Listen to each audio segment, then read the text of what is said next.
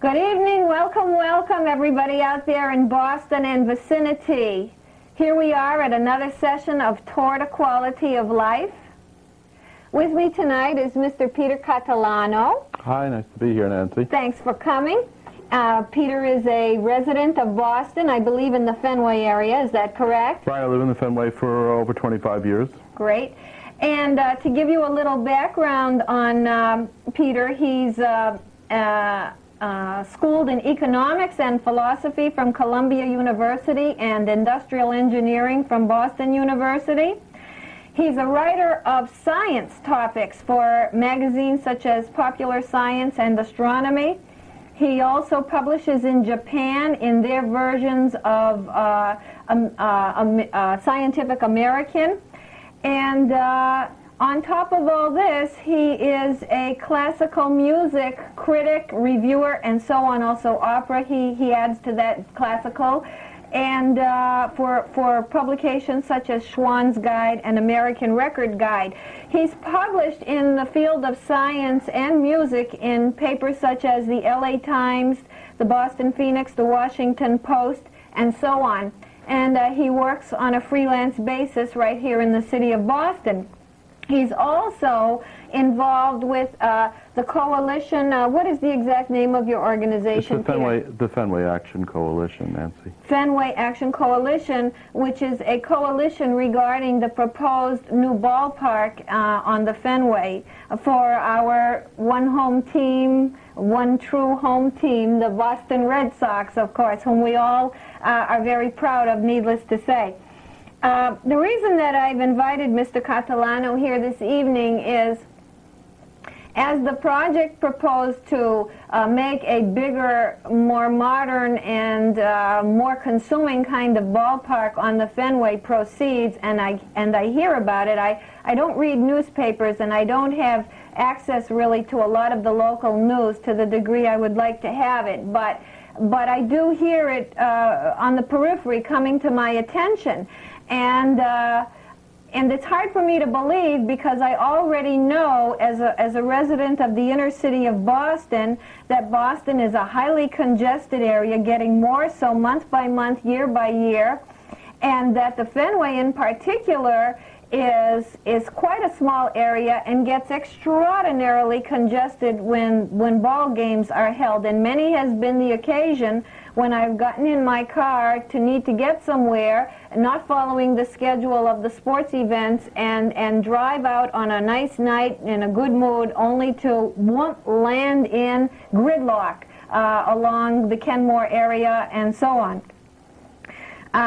And also, in general, even on a larger scale, in walking around Boston, for example, in the North End area, where the bridge is over to Charlestown, and the World Trade Center area, I'm thinking, my goodness, all this concrete, all this large building going on is dwarfing me, is dwarfing the quality of life. You know, the name of this show is Toward a Quality of Life, and I'm starting to feel overridden and pressed by so-called development. And finally, I will say, walking down Boylston Street, which used to be a very lovely and optimistic stroll, a kind of thing if you had to go out for an errand you'd almost want to do, because the sidewalks were big and the scenery was nice and it was a pleasure. And now myself, and I'm sure others, plan their schedule around not having to run into the football matches of trying to get through the packs of people that are coming down the sidewalk, which is getting more and more populated all the time. And Newbury Street, of course, is extremely dense. It's starting to be reminiscent of what Provincetown is like in the summertime. So that's the larger picture. But regarding the Fenway,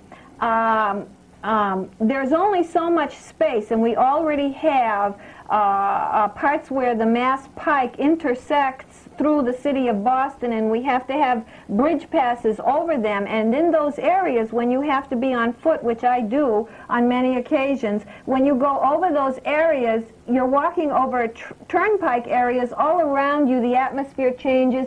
It becomes more swift. It becomes more dirty. It becomes more noisy. It becomes more anonymous. It becomes more challenging to have to endure. It is contradictory to the quality of life, to say the least, that you can only fit so much density into one spot, and you're going to tell us about this Red Sox stadium that's proposed, but if something is very humongous and you already have too little space for what you do have, what's going to happen when something so humongous and all the extensions and all the road work that's going, how is that going to impact the quality of life?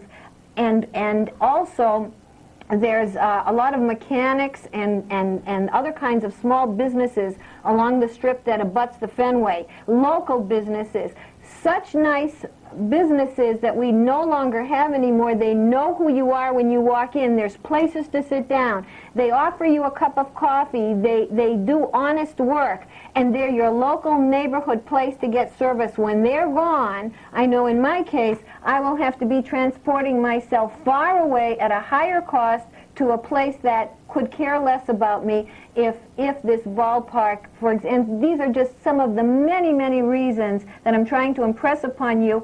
I want to bring to attention, what are we doing to our city of Boston? What are we doing to the Fenway? And now I give the floor to you, Mr. Catalano. Well, thanks, and you don't have to be so formal, Peter. Will be fine. You've raised a number of critical issues that many civic-minded people are very concerned with. What you're describing is sort of a metastatic, cancerous, willy-nilly hodgepodge destruction of Boston. Boston is known as a European city. It has had a lot of distinguished architecture. Its neighborhoods have always been its strength. Its people have been its strength, and its attraction nationally and internationally. Boston is an important destination in large part because of that. And we've had a process of deterioration for a number of years. In particular, this sitting mayor and the Boston Redevelopment Authority have abandoned all pretense of being a planning agency and have just given license to a real estate feeding frenzy that is now engulfing the entire city, much of which, I have to say, has many corrupt components to it. I mean, there's outright bribery going on under the guise of campaign contributions, for example, from a number of these sorts of, quote, developers. The problems we'll talk about the Fenway in a minute, but the problems you've identified are very typical problems of Boston, in which, because there is no planning and no thought, it's like build and we'll think about it, what you're getting is a situation where you will have citywide gridlock, and that these projects on their own terms will be failing. A good example is the convention center, which is now facing a crisis, because they're already building it, but no one has figured out how do you get 20,000 people into Boston in Logan Airport when Logan Airport is at capacity. How do you do that overnight? You need 120 flights somehow scheduled in, or else everything else will stop in Boston. So that's a problem that's not even been addressed. And then how do you get people in and out of South Boston when there's no transportation? Because now the Back Bay and the South End and the Fenway are being used for large hotels.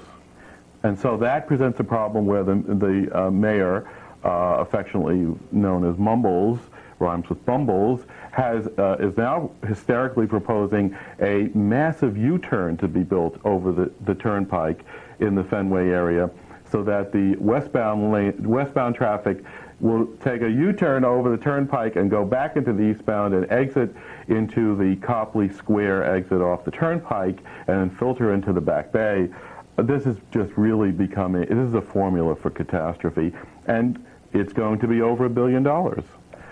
Now, does this mean that the road work is going to be some very obvious, concrete architecture that will be seen and kind of mammoth to our eyes? Oh, yeah. We're talking about basically taking a lane off the Mass Turnpike in the westbound lane and simply putting a ramp, a gigantic ramp that would go up 50, 70 feet, and then just reverse course 180 degrees, take out another lane going in westbound direction. And so this is supposed to allow people from at the South Boston Convention Center to be able to get on the Ted Williams and then the Mass Turnpike and then get into Back Bay quickly. Because right now there's no way to do it. Mm-hmm.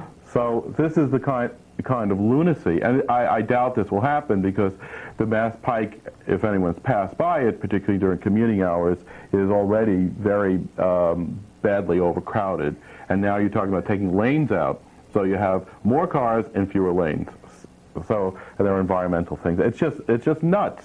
And this is now we get to Fenway Park, which is, even less well considered. It's not thought about at all.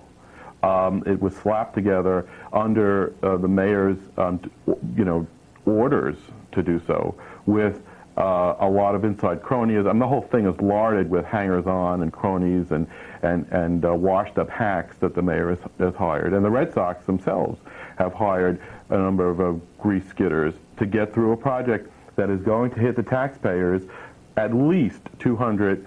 That's where the bidding starts. 200 million out of your pocket and my pocket and everyone else's pocket to prop up what is a bankrupt operation. The Boston Red Sox are essentially bankrupt. How will we be spending money out of our pockets? Well, for one thing, the whole plan is that there has to be land taken for to build this project. Eminent domain. Eminent domain. My favorite businesses that are so good to me. Well, those businesses will all be wiped out, and under the eminent domain process, the city will seize these lands, offer fair market value, and then pay for them. Now, the landowners can, of course, oppose all of that, take them to court, say, well, you're not paying me enough for my business. And we're having a number of critical businesses, like the Boston Phoenix is a publishing house with 300 employees. It was designed to be there. So it's not just the land, it's the business, where do they go? These are issues. That figure, just for the land, is 65 million and up. If these guys get entrenched and bring in their lawyers, I was quoted a figure last night by a prominent landowner of 200 million just for the land. Then the Red Sox want to build parking garages, and they're claiming for that they would need another $80 million. Now, since when does the city build parking garages for private entities or build anything for private entities? Even the eminent domain will take special legislation because it's for a private entity. It's not for the government. That's exactly right. So that's on top of it. Then they want another 50 million to make the T look a little prettier. It's not going to add capacity, but it'll look a little bit prettier. So right now, right there, minimally, you're talking about 200 million. Then on top of it, they are directly challenging Speaker Finneran, who has laid out a doctrine that we don't do stadia in Massachusetts. You want to build a stadium, you go to, Fleece Boston Bank or one of the other banks, mega banks, and you ask them to give you the money, because we don't give you that. The Red Sox said, no, we're different. We'll try to raise money, but we expect you to pick up the tab. So that's going to be another 100 million. It's very reminiscent of what's happening in Seattle. Seattle and many other places where the voters have said, no, we don't want to put our money into this. The legislators give them the money, and now they've got a $100 million cost overrun in a park that's $400 million. The price tag on the whole Red Sox deal is over $500 million. Well, I don't understand the logic of how a city can help fund development for private enterprise. I don't understand that. Well, so occasionally there's some legitimate purpose in providing the infrastructure. That's what government is supposed to do. But this is a highway robbery. It's a situation where, for example, telling welfare mothers, suck it up, honey, get off welfare, whether there's a job there or not, and then we're turning around to John Harrington at the Red Sox and saying, back up the welfare wagon, take as much as you want, 200, 300, whatever you need. Yeah. The only one who's challenging that is Speaker Finneran, and there are several city councilors. It only takes 5 to stop this project, and we at the Fenway Action have got that commitment, but how long it will last, this is a political year. Yeah. Well, I think it's one thing if you're going to build a city area where businesses are going to come in and sort of going to be the heart and soul of a city, so that you need infrastructure for people to get around in a general sense. But it's very different to have an enterprise say it wants to do something and have a city build an infrastructure around that, that's a whole other logical kind of situation. Well, there's a lot of hooey flying around about this. The Boston Chamber of Commerce, put out hired some report that was slapped together claiming this is going to be $100 million, 3,000 jobs are going to be generated. The report actually, if you read the report disavows itself. The whole way, no stadia. I mean, if you look in the sport, there's a whole literature in sports economics, and there's the person at Smith College, Andrew Zimbalist, who's a specialist in this. None of these stadia ever have returned anything back to the taxpayers. The most prominent of these that's always cited is Camden Yards in Baltimore. The rate of return on that project is about 1%. So you pay out $200 million, you get 1% back on your money. You could take that money and put it in a money market savings account and get 5%. But on the other hand, the biggest problem is what it does to the quality of life and how it destroys the way that we're living and what it does to people who have to live under and around forget the concreteness. Forget the devastation to what is such a gorgeous, fundamentally, aesthetically satisfying place, left alone, just maintained and rehabbed the way it was and is. But just that alone is a quality that's worth $1 million, so to speak. But then let's talk about the densities and the conditions of gridlock that exacerbate and the number of people condensing into one area. Well, I want to make it clear that people should understand this, that we are many thoughtful people are not anti-development. The city does need to diversify its economic base. It needs job growth and good paying jobs. But this is a project that is not designed to do that. And we are not trying to run the Red Sox out of town. We're not trying to evict them from Fenway Park. They have decided they have to leave Fenway Park, that this asset is no longer viable. And what we in the Fenway Action Coalition, in speaking with our city councilors, and we met with Speaker Finneran as well on this, have tried to emphasize is there has to be a legitimate site search committee to identify the place where a stadium can sprawl out, that doesn't abut a residential neighborhood, that does have the kind of transportation links that would not cause regional gridlock. It's not just the Fenway. You mentioned every time you get in your car, the whole city shuts down. The whole region shuts down. Brookline, Cambridge, all public transit gets snarled. So it's Storrow Drive shuts down as they leave. Can you believe that? That's right. Who would even believe that? Well, in both directions, coming and going. Right in the teeth of a rush hour. So all the communities out on Route 2 that use Storrow Drive, they're all put out of business as well. And now we're going to expand this by 30%. It's going to be surrounded. You have to understand that the Fenway has grown. There's been tremendous real estate projects there. There are, in 3-block radius of Fenway Park, there are 6,000 parking spaces. Those are going to be are utilized now. Many of them are coming online. It's brutal, even on a non-Red Sox night, to get a meter past 6 o'clock on the Boylston Street, Fenway side of Boylston Street. I've had to try to do that. It's brutal. That strip is very hard to get a space in. Well, see, Fenway Park is an historical accident. It went up in 1912. It was in the pre-auto age. It was at a time when there was no community around Fenway Park. That was then. This is now. This is an historical opportunity. If the Red Sox want to leave Fenway Park, then they should leave the Fenway, and there are many other sites, and we've scoped them out, that they could move to. But the problems that you raised, and I want to specifically get to them, is you will have a situation where 6,000 cars, just immediate vicinity of Fenway Park, are going to be trying to leave as people get out of work and leave the medical area, which is used as a satellite parking area. They're all going to be trying to get out, and you're going to have 12,000 cars trying to get in. If you put these cars out bumper to bumper, you're talking about 40 miles of traffic. Every 1,000 cars is 3 miles of traffic. So somehow you're going to have to process 40 miles of traffic. Now this is just, there's no stoplight, there's no tinkering you can do. The Red Sox have casually said, well, everyone take the T. Well, the T, we've done the studies, we've looked at the studies, they're pathetic nonsense, but the bottom line is the T is at capacity. If you want more capacity with the T, you're going to have to rebuild the Green Line, and that's going to be a mini big dig. So you can throw a few more $1 billion into that.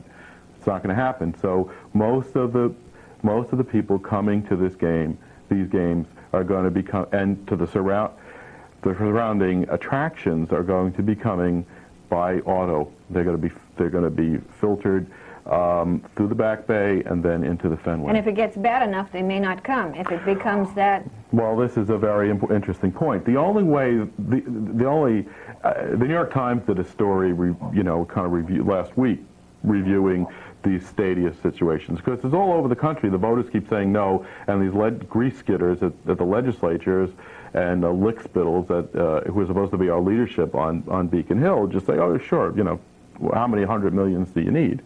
Because we have to be a proud city, and if we don't have a baseball team that's subsidizing $15 million players, we're not proud. We're not world class.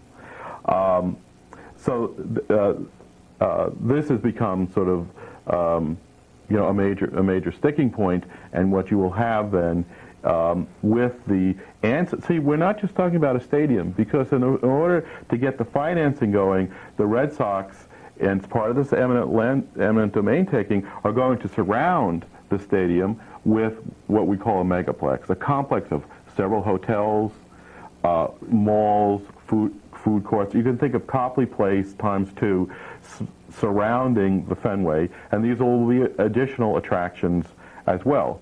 So you have something that in its own terms are not viable and could very well wind up drawing fewer people. Mm-hmm. The only way these stadiums purport to make money is by bringing out-of-state visitors, and that they'll stay in hotels.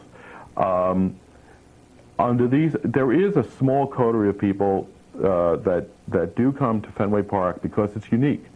It's the oldest stadium. You can't see another Fenway Park. Once you get rid of it, there are 12 other parks all around the country. They're all designed basically by the same company, HOK, so why come to Boston? But as it turns out, the Chamber of Commerce report says no one, or it doesn't claim that anyone comes to Boston to see the Red Sox. They come to Boston to do other things. They may go to a game, but it's not a destination. So to say we're going to get a couple of $100 million and we're going to have all this hotel business is just a bunch of baloney, and they don't even believe it themselves. And if anyone else, it's laughable for anyone to give this 5 minutes of credibility. Now, besides all the gridlock and all the congestion upon congestion, let's just picture again in terms of quality of life. All the concrete, all the huge mammoth kinds of turns and roadway parts that have to be built that will be converging, and all the kind of building out and up that's going to have to occur for the new ballpark to be made, which was going to be significantly more sizable than the one right now. In other words, that sense of expanse, which is so important to life and freedom and dignity, that you kind of get when you go into that area for its somewhat lower level structures generally, will be lost, and instead you will again be dwarfed and inhibited by the concreteness crowding over you.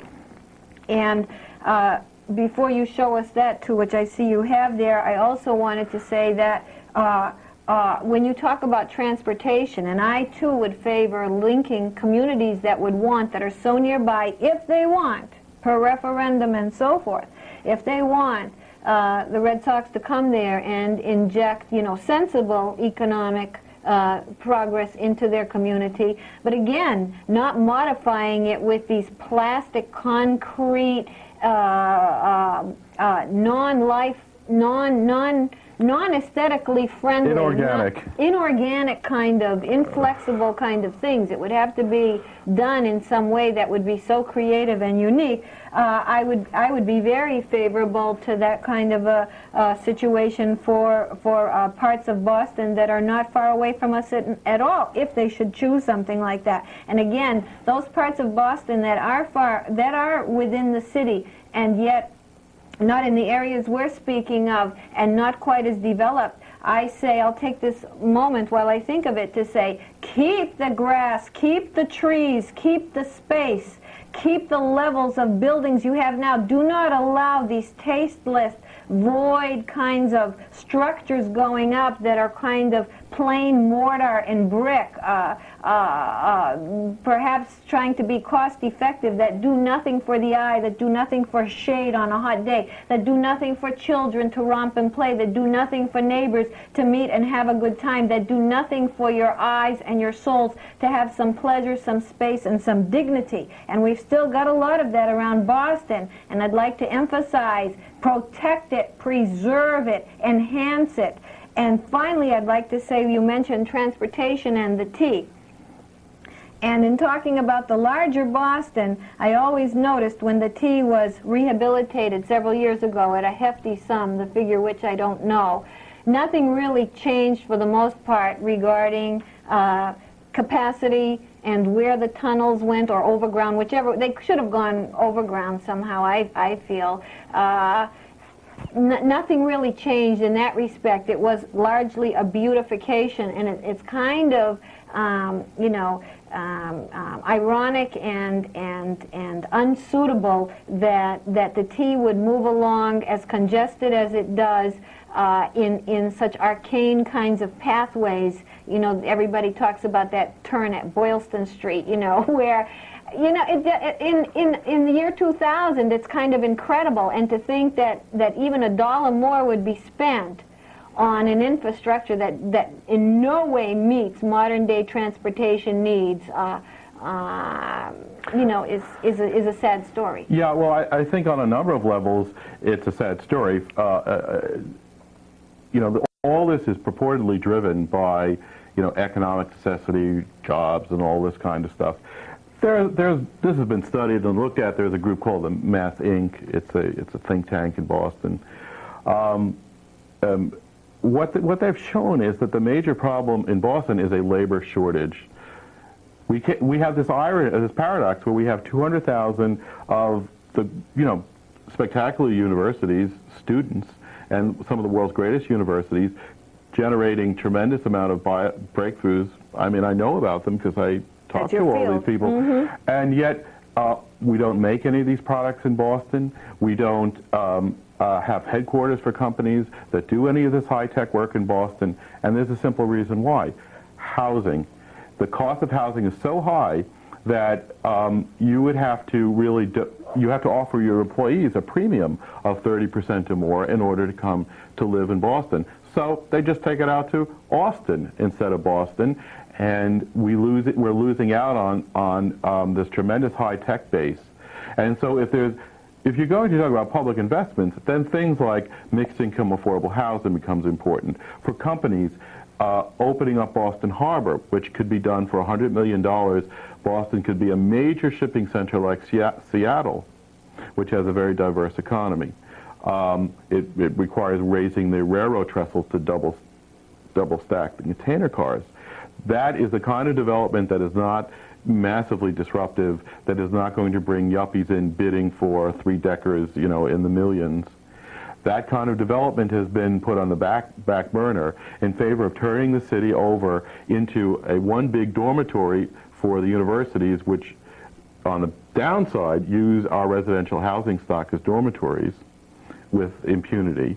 And then these massive hotels and entertainment complexes, which I believe will fail because we don't have the transportation, even Manhattan-style transportation, that can support it. So what will happen is Boston will just be another amorphous blob. It'll look lousy. The waterfront now looks like a Lego set that some drunken kid put together. Down there. Yeah. Well, just look it over from the East Boston side or take a harbor tour, and it's god-awful looking. And we are slapping up, for example, the Millennium Boylston Place project at Mass Avenue and Boylston Street. Is a horribly ugly building, but it's an attempt to put a stake down and then extend the financial district, faceless, horrible architecture, through the Back Bay and connect it up into the Fenway, displacing everyone in its path and turning Boston into a lousy version of Manhattan. Boston is losing population as well. I mean, in the process, we're driving out people. It is now predicted we're going to lose a seat in Congress, because we don't have any permanent residents. What they count even as residents, and that number is going down, half of them are students. And then you have a large immigrant population that is not yet assimilated. They're not participating. And so civic life has now come to a halt. And we have one-man government. And that one man is not the philosopher King described, a scenario that's pretty heinous to think about. Well, it's not happening by magic. This man, Menino, is pushing all of those projects. It can, but I think sometimes people can just not see the bigger picture, or, a lot of times we're blind to what we're doing, Well, the communities have, there are, advisory committees, and there was a Boston 400 study.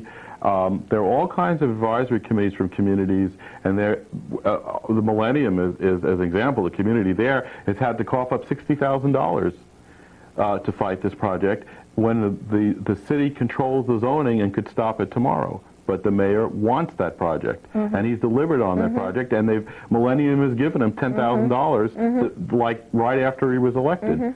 He's not even running for office, and they're giving him money. Well, the point of doing a show like this is to sort of, try to persuade or show, try to show another picture and hopefully make that picture persuasive enough, because it's felt on your part and on my part that what we see and how we're living is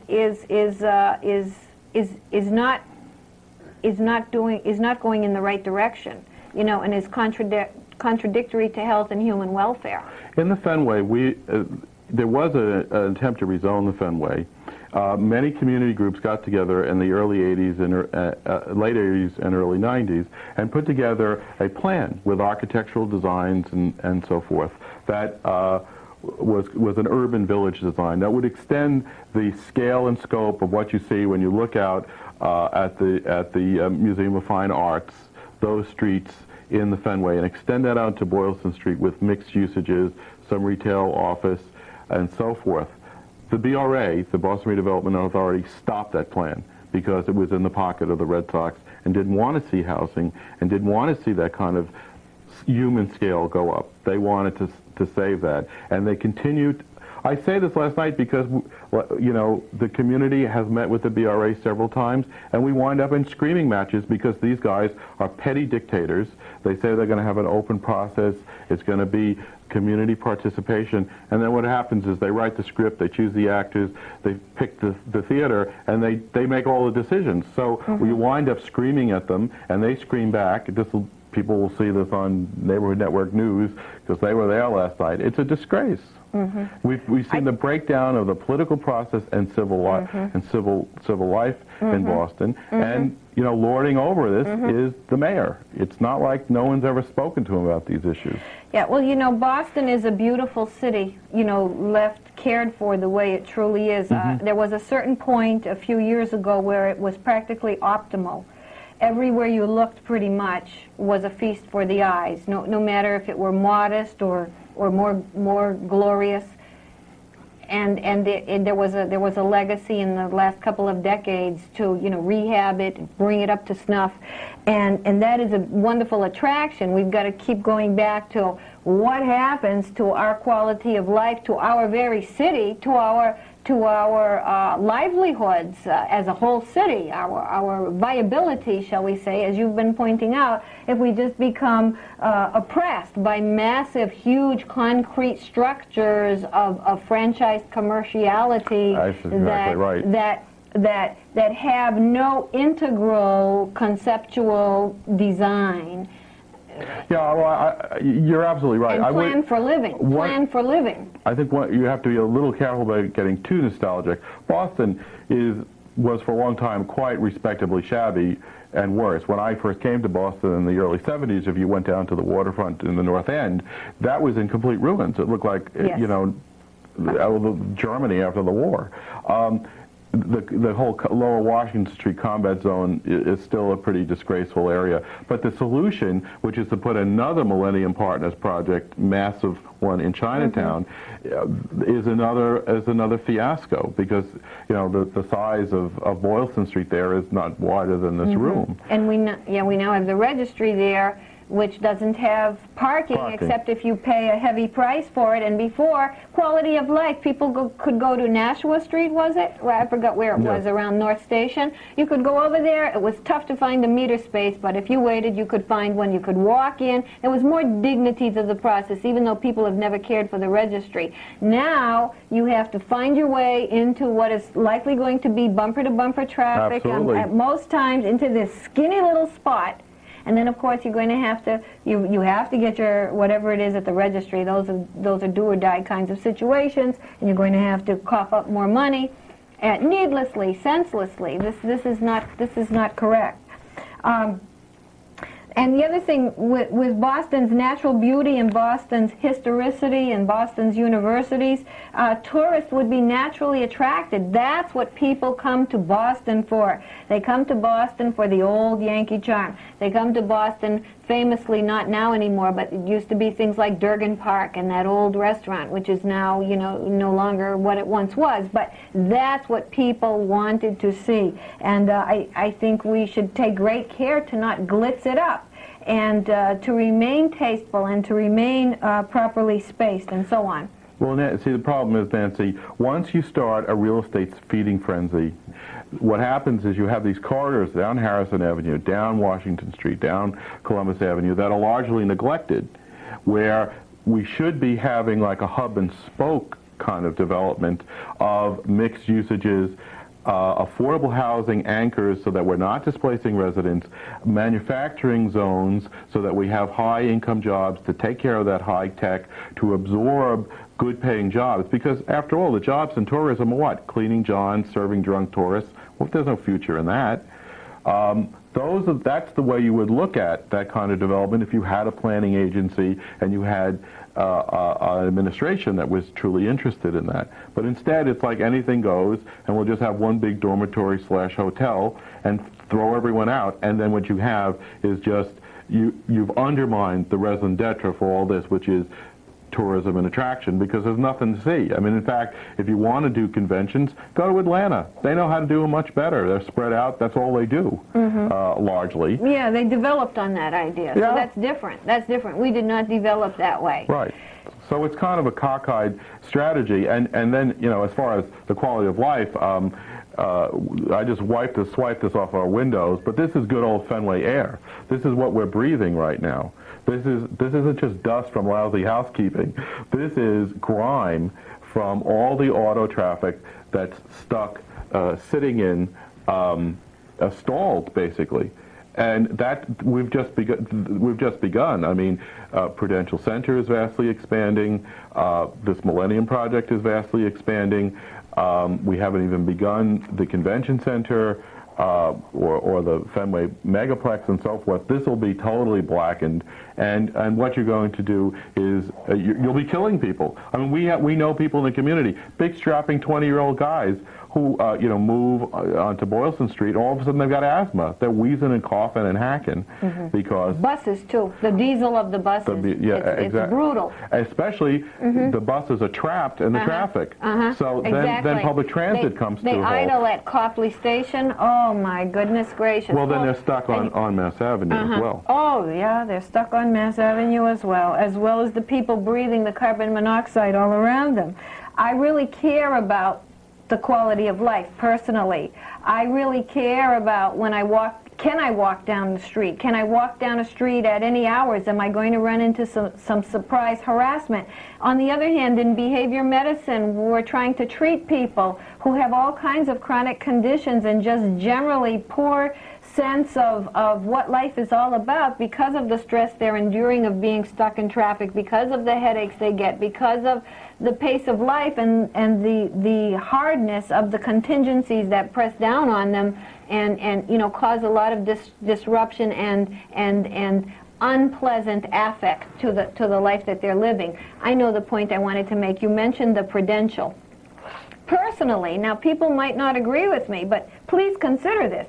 I do not care for malls that are so humongous. My standing line when I enter Walmart, which is not what we have here, but something like the Prudential Center where you've got to get up those stairs and down the long corridor, all the way down another corridor to get to the post office, for example, which I'd love to use. That's a local post office for me.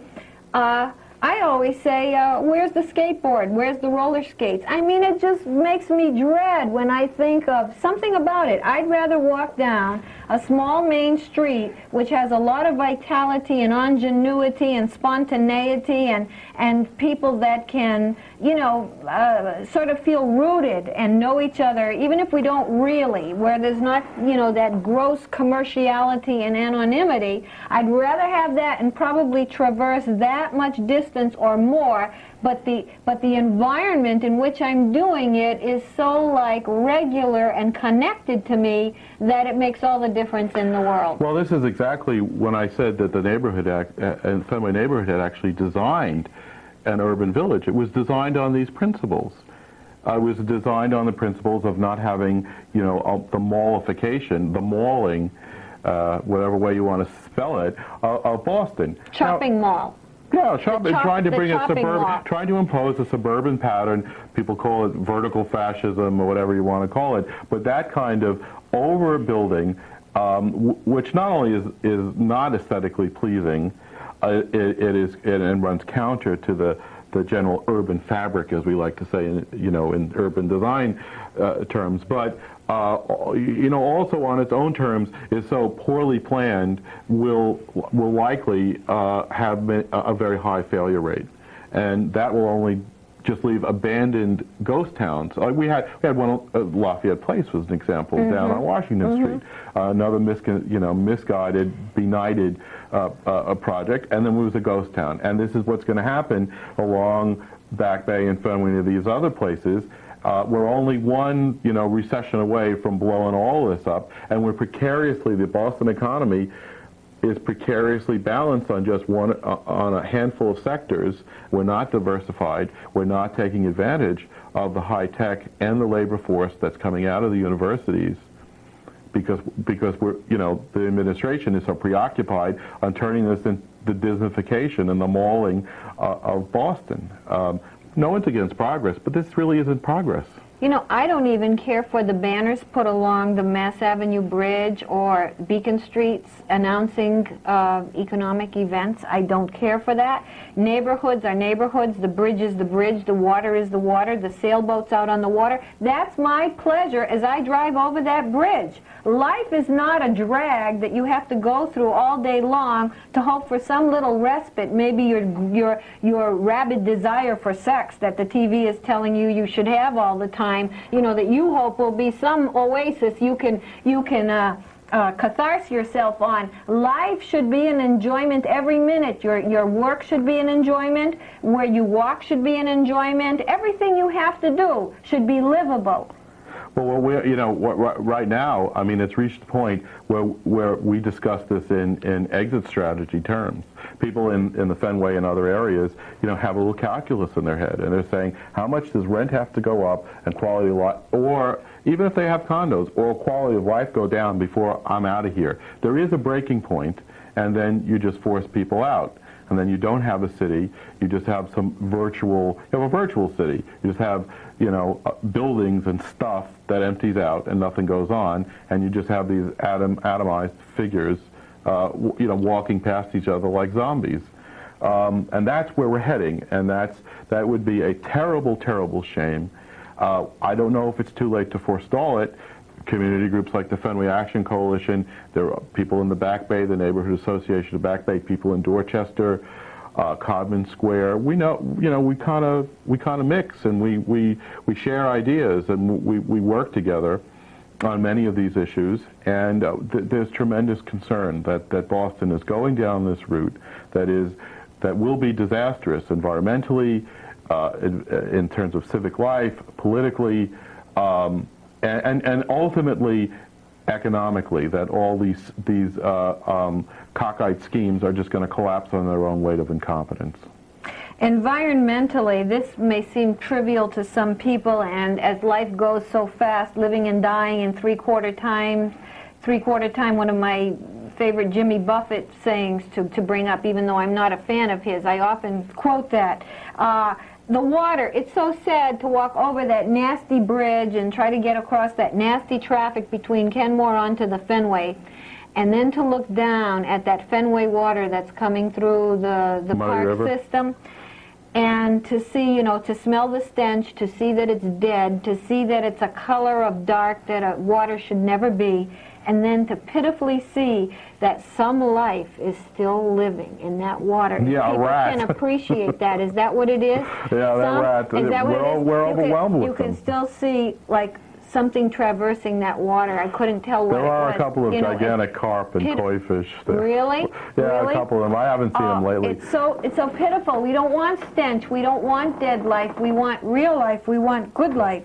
And then... Well, I would say, when we talk about infrastructure now, these are the infrastructure needs we have in the Fenway. We don't need new sewers and water systems for a new stadium. What we need is dredging of the muddy river, because that thing, and water management in general. We've had about $150 million worth of damage in recent years because there is no water management, and because of the muddy river being needing to be dredged and serving really as an outlet for open sewers.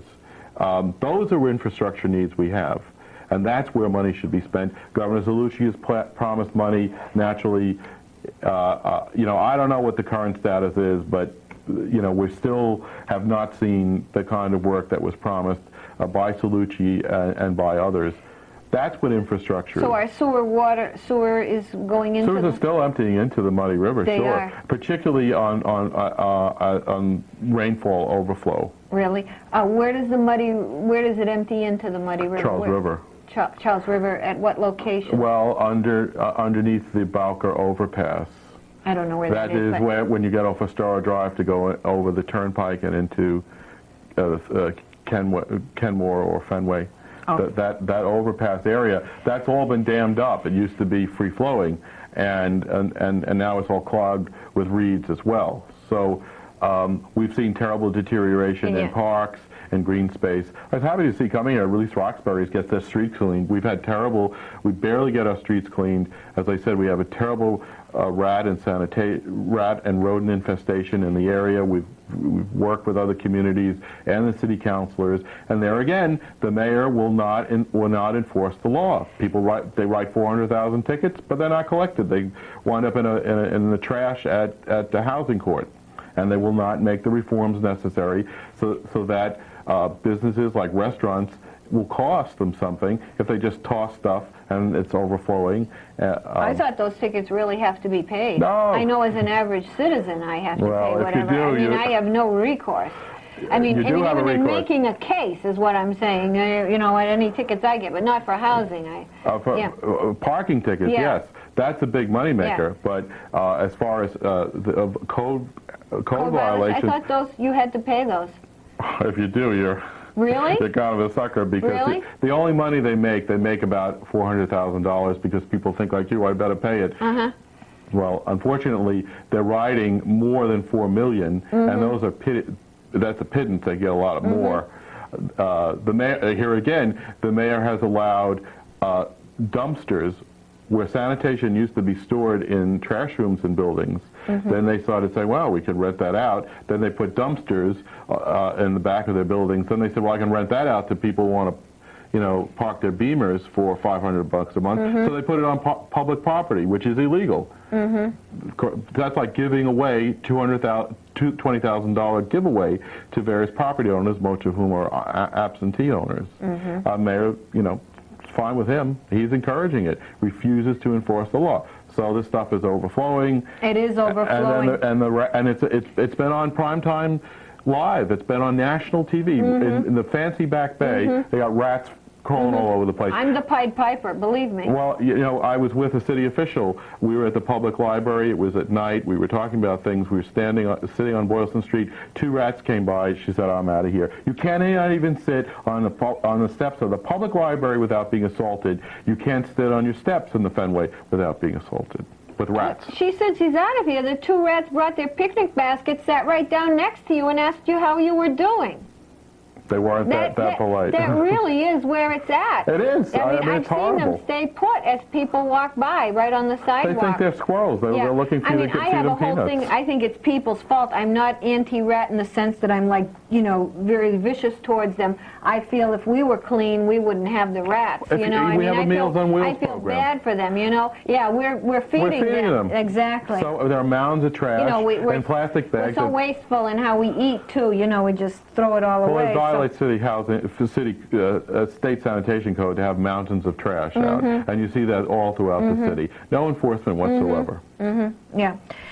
You know, when you're speaking of infrastructures that matter, or you know, well, that matters certainly towards what you really need for health and human welfare, I also recently heard someone speaking on Channel 3 BNN TV on City Journal saying that she was very disappointed that the kind of passion that is seen to be going on with these mega complexes of concrete and gridlock, really, she's so sad to see that not even a fraction of that can go into the school system and the repair of the school buildings, which I'm not too familiar with. But think about it. Think about if we had the passion for our waterways and for our schools. Well, students met with the superintendent of schools, Mr. Pezon, in May. And one of the key complaints was, we don't have toilet paper in the high schools. Well, we have $100 million to give to the Red Sox, or more to the Red Sox that the city would have to give. But we don't have toilet paper in the high schools, not to mention class sizes and computers and textbooks and remedial services and so on and so forth. That is where the priority is. And that's on top of $160 million in bonds that we owe on the convention center, most of which we don't get a dime back. There's no meals tax in Boston. There's no hotel tax. The only tax there is on car rentals, so people like me who are environmentally conscious and don't have a car or don't want to have the hassle, we have to pay through the nose when we rent a car. So all these things are freebies that Boston doesn't even collect on. Didn't we make a hotel tax recently? Not we, somebody did. Didn't that happen in Boston? No? There was talk of it did not go there through? was talk of, I'm not, I believe there was conflict because it would have been a statewide hotel tax to pay for the convention center, and people out in the western part of the state said, why are we paying for this? So they decided on turning it into a car rental tax. I believe that's how it was resolved.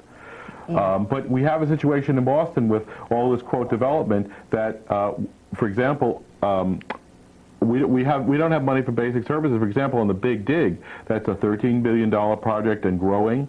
Now, the whole thing was we were going to have green open space to cover this. Now, Mayor Mumbles has said, we don't have money to mow the lawns. We can't take care of this. So now we have to start building complexes and so forth along what will be the Big Dig area that was supposed to be green space. Yeah. Well, I'm not going to call the mayor anything one way or another. Well, I'm certainly capable of doing it because you haven't been through the ringer. You haven't been through what this man. People have been meeting for thousands of hours now on this Millennium Project. They've had to cough up, as I said, $60,000. That's on top of paying taxes and everything else. That's cash on the barrel just as a down payment because the city is forcing this down our throats. Last night we had to meet hundreds of residents from 20 to 80, having to scream at Tom O'Brien because this man insists on basically putting in the people that have pillaged and raped the Fenway, put up all those parking lots. He wants to put them in charge of rezoning the Fenway. So is he the head of the BRA? Yeah, Tom O'Brien. Yeah. So this is what people say. Well, this is disrespectful. Yeah. What respect has been shown to us? Yeah. Our lives. We don't have. We're fighting. essentially we're under wartime levels of stress. We have elderly who are facing displacement. Once these projects go up, the landlords there start drooling. How can I get rid of these people? Let me replace them. Common sense. That's right. That's right. And so we have the pathetic case of our parents and grandparents in these areas being forced out, looking at the streets and trying to cope with that. Which is a trauma beyond traumas, as simple as it may seem. Of course. Oh, that is a quite traumatic thing to be yanked from your home. So I think that the person who is leading the charge and responsible for this should take the hit for it. But the mayor just proffered an ordinance that would give a year's notice and up to 5-year notice on condo conversion, unless that's a palliative against the eventuality that this is coming down the road. Well, it just means, yeah, you get... In and of itself, I thought it was a pretty good move because... You get to think about, you know, being out homeless for a year. I mean, great. The real problem is how do we build more housing? And that's been an abysmal failure. There are ways of doing it. If rents are going up 15 to 25% a year, why don't we just skim off those tax revenues and put it into bonds to build affordable housing, mixed income affordable housing? There are lots of ways of doing that.